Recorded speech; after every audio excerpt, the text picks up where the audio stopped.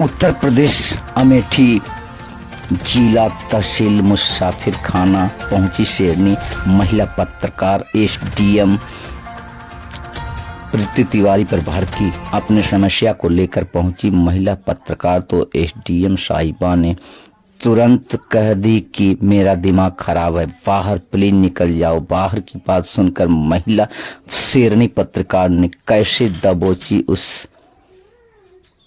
SDM महिला को। आइए देखें आगे की खबर क्या है।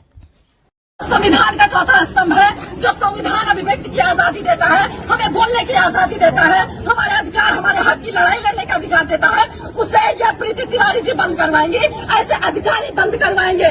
ये कह रही हमारा मूड खराब हो गया। हम मूड खराब होने का जिम्मा नहीं लेते, हम अपना काम करवाने आए हैं। आप पढ़ लिख कर अपनी मर्जी से अधिकारी बनी है, सुनने के लिए, जनता को झेलने के लिए, सेवा करने के लिए अधिकारी बनी है। आप अपने कार्यालय से जनता को दुर्व्यवहार करके कार्यालय से बाहर नहीं निकाल सकती है। यह अधिकार आपको नहीं है कि आप बोले हमको और आपके साथ खड़े 4 लोग और बोले कि आप भागिए यहाँ से, निकलिए कार्यालय से। अरे आपको पता नहीं है कि पत्रकार क्या होता है? आपने मामूली समझ लिया है।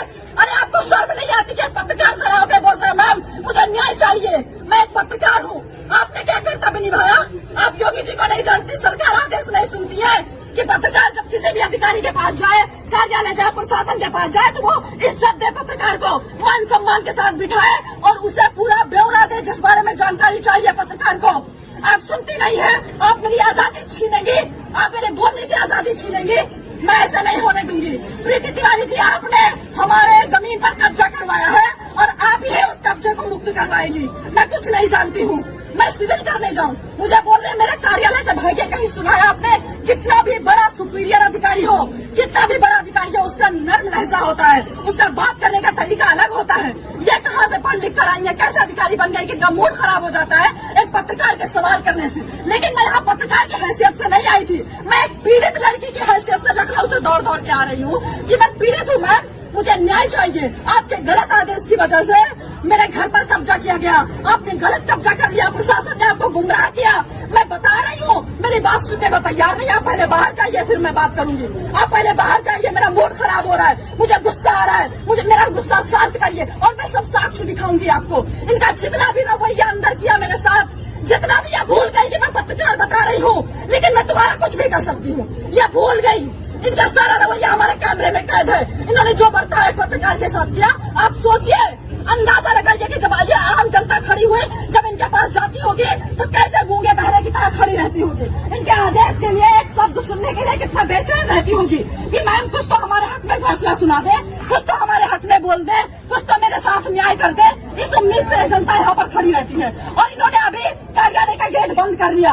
और जब मैं परेशान हो गई, मुझे कार्यालय से बाहर निकाला गया, मुझे धक्का मारा गया, मेरे साथ दुर्व्यवहार किया गया, तब मैंने रिपोर्टिंग शुरू की, तब मैंने अपना कर्तव्य निभाया कि आज नहीं तो कभी नहीं। क्योंकि मैं यहाँ 2-2.5 महीने से चक्कर काट रही हूँ। मेरी बुजुर्ग माँ 2-2.5 महीने से आ रही कि मैम आपकी गलती की वजह से अभी तक कोई हमारे घर में घुस नहीं पाया। एसडीएम के गलत आदेश की वजह से हमारे घर पे लोगों ने कब्जा कर लिया, प्रशासन को भेजकर इन्होंने कब्जा करवा दिया। प्रशासन गलत रिपोर्ट लगा रहा है। जांच होनी चाहिए, निष्पक्ष जांच होनी चाहिए। हम बेईमान लोग नहीं है, गरीब आम जनता बेईमान नहीं होती है, अधिकारियों की तरह गलत फैसले नहीं लेती है, किसी का किसी पर कब्जा नहीं करवाती है।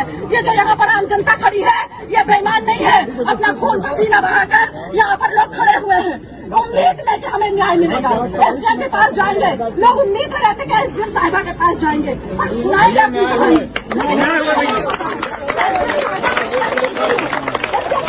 महिला है, महिला के साथ प्रीति तिवारी जी से कि मैं रोने लगी। मैंने बोला मैम आप भी एक महिला है, आप भी अधिकारी है, मैं भी एक सीनियर पत्रकार हूँ, मैं लखनऊ में पत्रकार